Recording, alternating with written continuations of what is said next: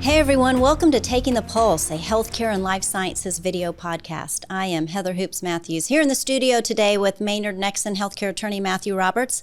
Matthew, good to be with you. Good to see you. We are tackling some complicated but important topic today. Oh, definitely complicated, definitely very important, big part of the healthcare infrastructure. And we are thankful to have joining with us today Chuck Melendi. Chuck is a longtime healthcare professional and veteran of the industry.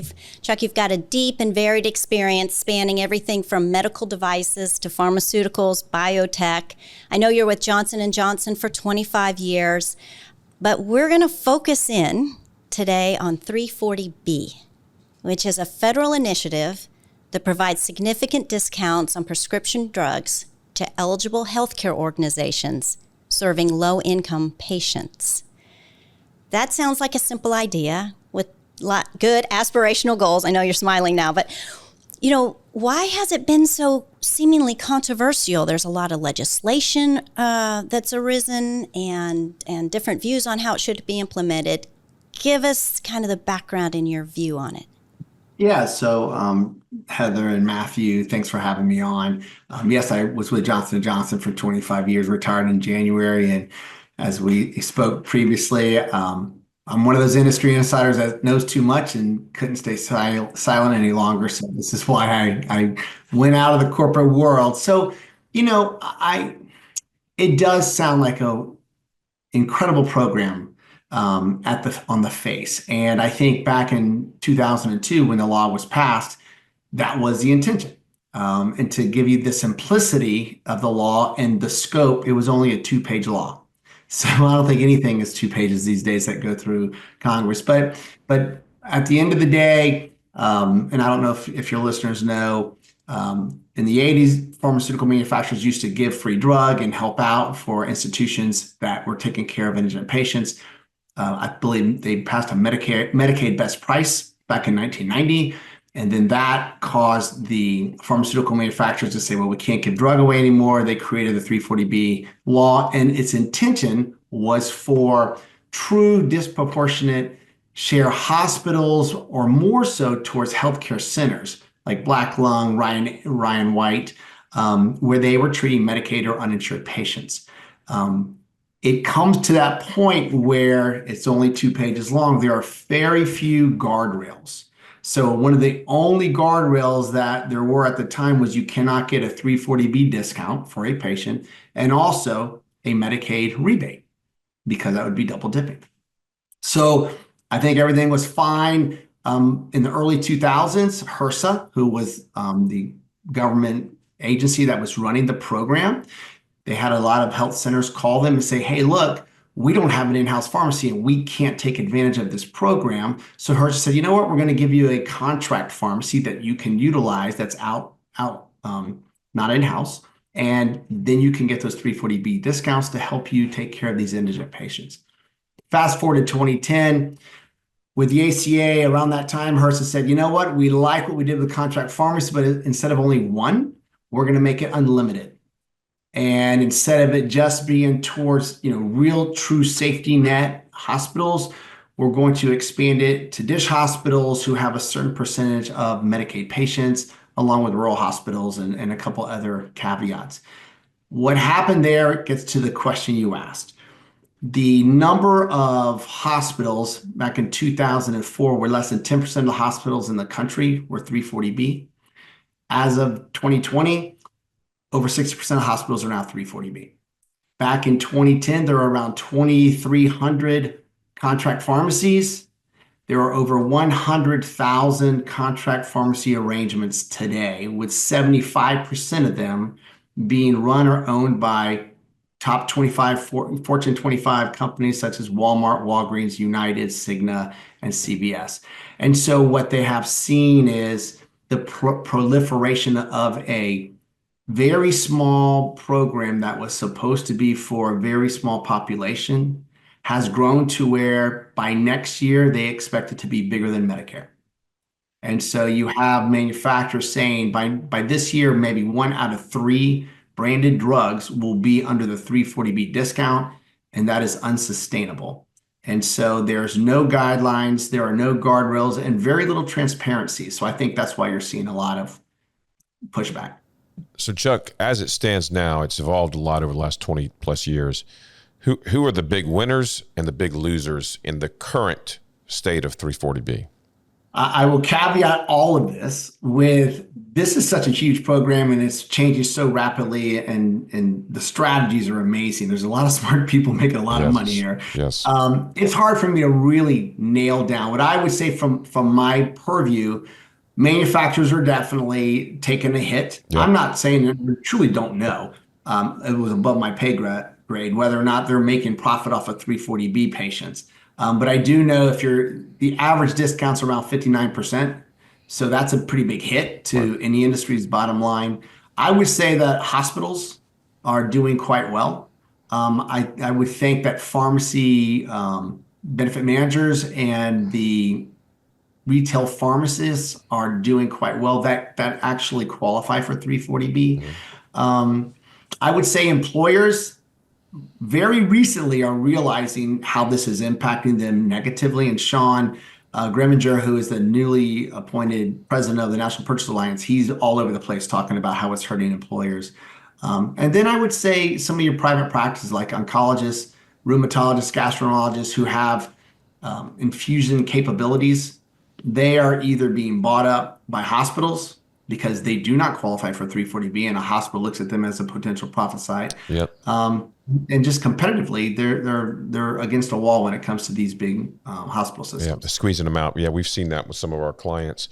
So we know there's a lot of activity about it. Let's start at the federal congressional level. There's been a fair amount of attempts to legislatively amend 340B without any significant success, at least by my reading. What's your take on that? Do you agree that, or do you? What do you think has been happening with respect to legislative attempts, and what do you think will happen going forward at the congressional level? So it's very interesting. I actually had someone shoot me a text today. I printed this off real quick. I think the Health, Education, Labor, and Pension Committee, which is chaired by Bill Cassidy out of Louisiana, they just put out a Congress Must Act to bring needed reforms to the 340 drug pricing program. It is like 180 pages. Got it today, so I don't read that quick. I didn't get through it, but it does show you that it is being seen and heard.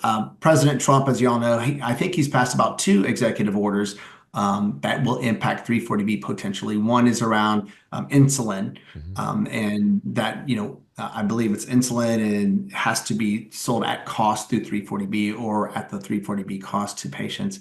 And then there was another one that recently came out, and it's looking at the requirement that patients that are below 200% of the federal poverty level cannot be charged more than the 340B dispensing cost plus a cost plus a dispensing fee. A few other things were put in there. What was interesting to me is that this applied mainly to health centers and not to hospitals. What does that tell you? So, good lobbying. It tells me that the hospital lobbyists are really strong. But at the end of the day, I do think what it does and is asking for more oversight, more transparency. And I do think that if you can shine a light on anything and show some of the bad players, I think that it will help expand. But it's a move in the right direction. Right. But politically, while there's been activity on a lot of different fronts, no consensus really. Notwithstanding, you can't get something sort of that is bipartisan that's passed and signed into law over 2 administrations, or maybe actually 3 administrations, I guess. Yeah, it's really interesting, and it is the Wild West out there with 340B right now. Okay, I'm going to take us back. The idea is that drug companies would decrease the price for people in need. Correct. Okay. Low income folks. Right. Yeah. So, Chuck, what are the primary complaints or allegations about how this is going wrong?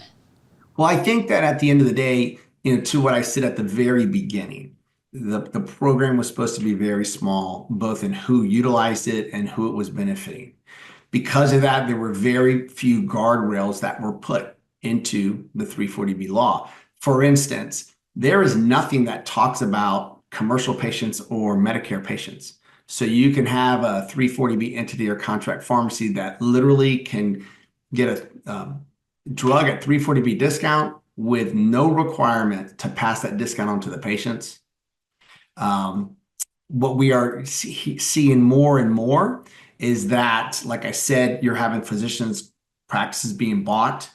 You have employers realizing now think about this, and this is something I learned in the last couple of months.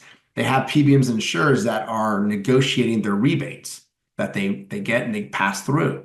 If a employer's employee is a patient, gets a drug from a 340B pharmacy, and that 340B pharmacy gives them a drug utilizing the 340B discount, that rebate disappears. So employers who had PBMs negotiate their rebates are going to lose their rebates, and the patient is going to pay. Go ahead. Yeah, without probably being aware that that's going to happen in advance. Without being aware, because they don't put on the sign of a CVS, hey, we're a dish hospital, a 340B program. Right. But the other piece is the GAO, the Government Accountability Office. They've had a study that shows that they are not seeing hospitals or covered entities passing along, the majority of them, these discounts to patients. The Loans Institute also came out and showed that hospitals are not passing along charity care matching what they get in tax breaks. So there just needs to be more oversight. Right now, it's a lot about profiteering. Yeah, I do think that people are taking strategic advantage of the lack of infrastructure around the legislation. And, whether it's legal or not, that can be debated. But I do think the spend on the program has dramatically increased since so eventually they're going to have some. I know people don't necessarily want to hear about regulation, but this is the kind of thing there's going to have to be some. And there's been some at the state level too. On this contract pharmacy concept, there have been some laws passed where the pharmaceutical industry has restricted the number of contract pharmacies, and there have been state laws passed to try to expand it back out again. Well, if the discount's not being passed through to the patient, then the patients are losing. Well, the patients are getting access, but if they're not getting the discount, that's not consistent with the policy. And you mentioned PBMs, and they've sort of been a lightning rod entity within the pharmaceutical industry over the last 10 years. Most people don't probably realize that PBMs were actually created in the 60s. They've been around a long time, and were designed to help employers reduce their overall spend on drugs. But they have become something very, very different than was originally anticipated. And can you talk a little bit about, Chuck, about their role in the 340B world and why it's important that why people are looking at their role and maybe trying to change it? Yeah, I mean, look, at the end of the day, I think the pharmacy benefit managers, especially after the Medicare Modernization Act back in 2002, they played a vital role. I used to negotiate with them, and apparently I wasn't very good because they've gotten bigger and I've retired. But it used to be back in like 08, 09 when I started negotiating with them, we'd give them 1% to 3% admin fee.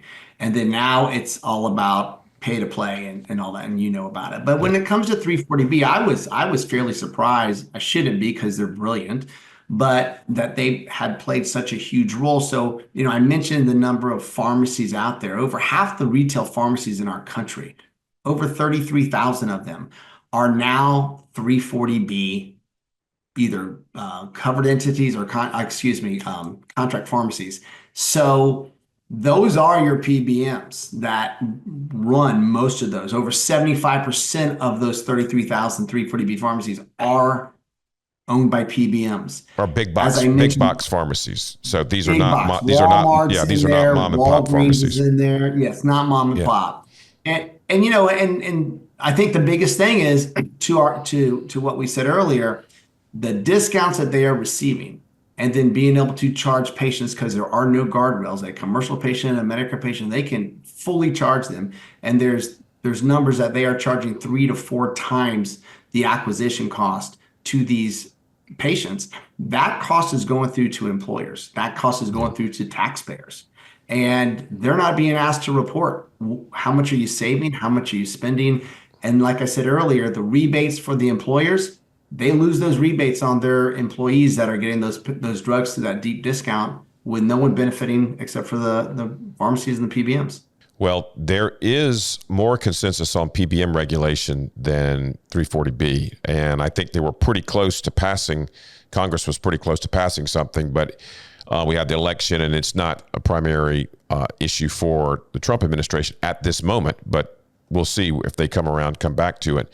But what's interesting on PBMs is the states are starting to regulate PBMs, which creates a somewhat of an interesting scenario where you could have PBMs operating in different states with a much different regulatory framework, state to state, which I can't think they love. But South Carolina passed something last year. They're looking at something again. Florida passed something last year. Every state, almost every state's got something either already passed or pending on PBMs. Yeah, it's really interesting because you have a federal law and the states are trying to manage it. Correct. And as you know, it's only going to apply to like state employees and Medicaid in a smaller number, but it does set a tone and it does make it even more confusing. Correct. And some of these laws are actually like you have pharma who wants to have a patient defined. A patient is not defined in the 340B program.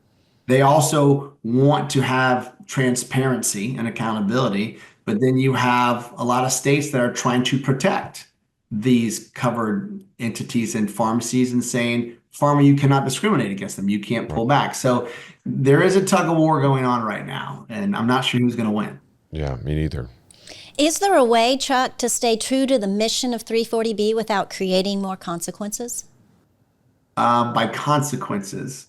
Somebody's going to lose. So someone would have to lose. The status quo would have to change. Would you agree if we went and looked only at the original policy and intention of the statute of the 340B program? Yeah. So being an ex-pharma guy, although I tell you, I don't make any money off them anymore, and the stock price is horrible, so I don't make any money there either. But at the end of the day, look, Matthew, I think we already discussed it. It's a tug of war. There's a lot of money at stake. The lobbyists on all sides are going to be fighting to keep what they have. Personally, if I stood back and got rid of like any biases, I would say take it back to the original intent. That should be the patient population. That should be who is benefiting. I don't know if y'all know, but I'm the board chair of a community mental health center in Florida. And the CMHCs, for the most part, they do not like all the hospitals and these retail pharmacies taking advantage because they are like, you keep abusing this program, we could lose it and we need it. And I can tell you, as the board chair of a FQHC lookalike, and in less than 2 years with 340B, it helps us with our sliding and helping. So from an altruistic standpoint, if we're taking care of patients and doing the right thing, it should go back to what the original intent was. Well, community health centers, they have been benefited by 340B because they've set up pharmacies and they've been able to generate additional revenue, but they have passed that on because they are statutorily required to have that sliding scale. Right. But it's done more than that. It's actually helped them reinvest whatever profits they made into new services. So I think they've got a pretty good argument. If everybody gets the light of the original policy put on them, the FQHCs have a pretty good argument as to, well, we're doing what we're supposed to from the beginning, from the original policy. So, and Matthew, I think you just nailed it right there, which is those entities, they are being told statutorily what to do with those savings. All these new entities that HRSA opened up back in 2010, and look, unintended consequences. I'm sure they did not expect this to happen. Right. There are no statutory guidelines on the contract pharmacy. Yep. Everybody should have to play by the same rules if they're going to do that. Well, what do you think? We've got this situation that's not sustainable. I think everybody agrees with that. We can't sustain this growth and this spend. What do you think the future of 340B is? I will tell you, I had that question ahead of time, and I appreciate that, and I've thought it through, and I really, I don't know. I would say in the short term, I think that there are going to be some guardrails that are going to put up. I actually think probably executive order is something that is maybe the only way, because the lobbyists are going to fight and you're going to have differences of opinions, especially along party lines, more than likely. I think that the growth will slow. The fact that pharma manufacturers are held to the fact that they have to participate in 340B. If they do not, they cannot participate in Medicaid and Medicare. So they have a gun to their head, so they don't have a choice. But I don't know, to be quite honest with you. Yeah. Personally, I think in 10 years, we're going to be a one-payer system, so that'll fix everything. But that's a whole nother topic. Yeah, that is a whole other topic, but I agree that's on the horizon. Well, you are going to, you're going to talk about this topic and more with your new effort. It's Disruptive Conversations. Did I get that right? I launched, thank you, Heather, that's very kind of you. I launched my podcast, Disruptive Dialogue. Thank you. On Monday. Okay. And I have zero, I'm not taking care of anybody. I'm calling everybody out, everything I know. And maybe I'll make a difference. Hopefully I'll be as successful as y'all. Y'all have done quite well. I will tell you, podcasting is quite difficult. Fortunately, I've got some media social savvy daughters that are helping me out quite a bit. That's wonderful. Yes, that's really wonderful. Well, you're stepping out, and it's a courageous move. We commend you on that. Thank you for joining us to talk about 340B. I feel like we're going to have to talk about this again, Matthew. Yeah. It's just not we'll probably be back. We'll probably be back. But thank you, Chuck, so much. My pleasure. Y'all have a wonderful day. Thank you. For those of you who joined us today, we hope you enjoyed this, what I might call an initial conversation for us on 340B. I'm sure we're going to touch this topic again. For the whole crew here at Taking the Pulse, we look forward to seeing you next time, right here on Taking the Pulse, a healthcare and life sciences video podcast.